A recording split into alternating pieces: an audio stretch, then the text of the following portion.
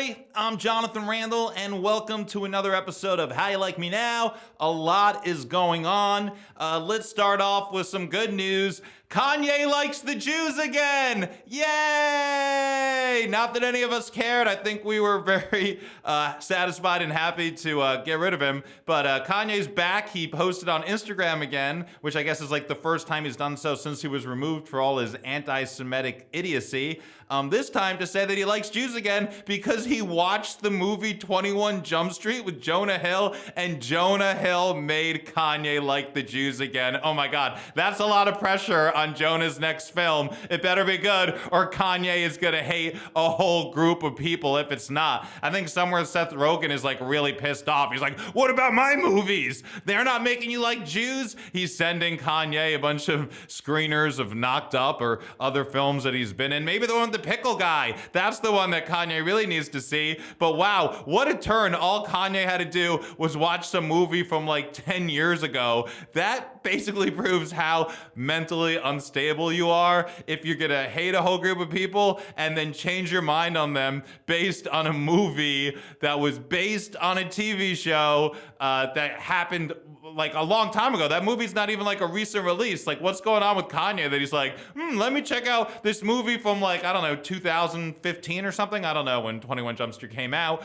but Kanye is liking Jews again. The Jews, we still don't really care for Kanye, but man, Jonah Hill's got to be feeling really good about his acting. You know, I'm pretty sure, I think he has an Oscar, but I think he's more like, you know what? I have an Oscar, but it's even better is I changed Kanye's whole perception of the Jewish people just based on my performance in 21 Jump Street. The movie is good. I don't know or remember if Jonah's character is Jewish in that movie.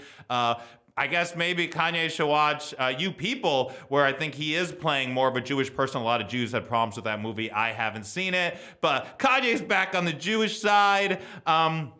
Something I wanted to address, you know, I'm going to get into Israel because there's so much going on right now in Israel. But, you know, a lot of people, they want to, condemn, speak poorly about the Palestinian people because there are often videos circulating where Palestinians are celebrating the death of civilians, which I think is gross. I think it's disgusting.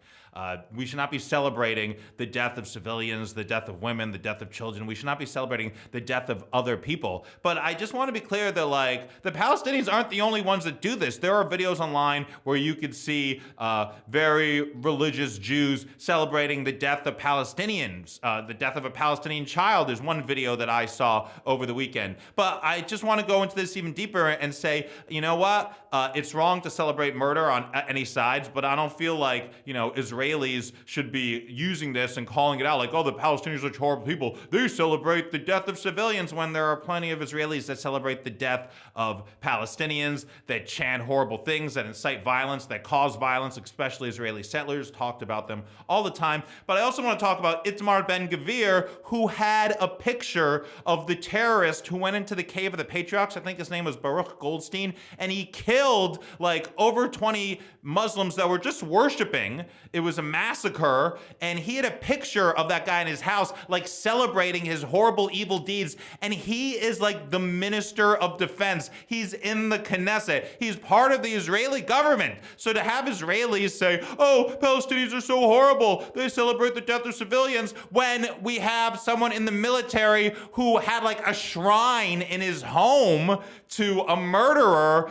celebrating this person and the horrible acts that he did. Like, you know, those in glass houses shouldn't throw stones. I know if you throw stones at Israelis, they're just going to kill you and bring out tanks. But anyways, Israel's really got to be careful. I noticed there's so much. I was talking about this on another episode about, you know, LGBT rights, and they want to call out, you know, the Palestinian stance on it, when the Israeli stance, there's plenty of Israeli haters and LGBT, and the same with this. There are plenty of people inside Israel, inside their own government, that are celebrating people that murder Palestinians. So maybe let's not like use this as a defense for anything that, you know, Palestinian people have been seen on video celebrating death. Don't do that. Don't celebrate the death of anybody. It's not a good look, and it's not good for humanity. So much is going on in Israel, especially today, not because of the good news with Kanye Likes Jews again, but lots of more protests. So one of the defense ministers, one of the ministers of security, he was, I want to find out for sure. He was the defense minister, Yoav Gallant. He called out Netanyahu and said that they got to stop, the judicial reforms that they're going to do. They are hurting the security, which it seems it is very obvious because reservists, they don't want to show up to duty. People in the military are striking. And he spoke out and said, we're looking weak. We need to stop these judicial reforms. And then Netanyahu kicked him out of the government, which just proves, like, if you want to disagree with this new government, what they're going to do, just like what their judicial reforms are, where they want to put judges in place that are going to be good for them, that they want to have the power to overturn what the court says if they don't like it. And anyways, and they will kick people out who don't agree with them. This guy, he has been in the military. I mean, he was the defense minister, and he's speaking about the defense and security issues, and then Netanyahu kicked him out. People took to the street immediately overnight. They were protesting. Thousands of people were protesting that they fired this guy. Apparently now Netanyahu said that there's a pause on the judicial reforms. He was going to make that statement, but then Itamar Ben-Gvir, who I was talking about before, who's the idiot who had a terrorist in his house, who has convictions for supporting terrorism and racism, and for somehow he's part of the government, he was going to take away his support from Netanyahu if Netanyahu stopped the judicial reforms. But then I guess they came to some agreement, so they're just pausing it for the time being till the parliament meets next after Passover.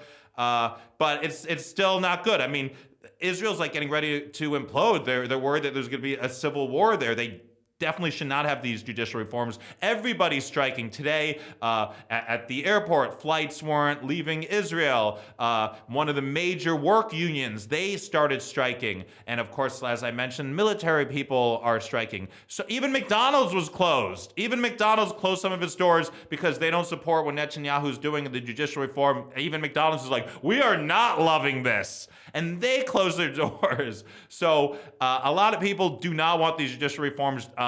The new coalition, this extremist, nationalist, they want to move forward with these judicial reforms. They want to change it into like a theocracy where they're going by like the laws of the Torah, which shouldn't happen. Israel should continue to be a secular state. That's why a lot of people are protesting over there. But this new government, especially with Netanyahu, it's just horrible. It is not going well.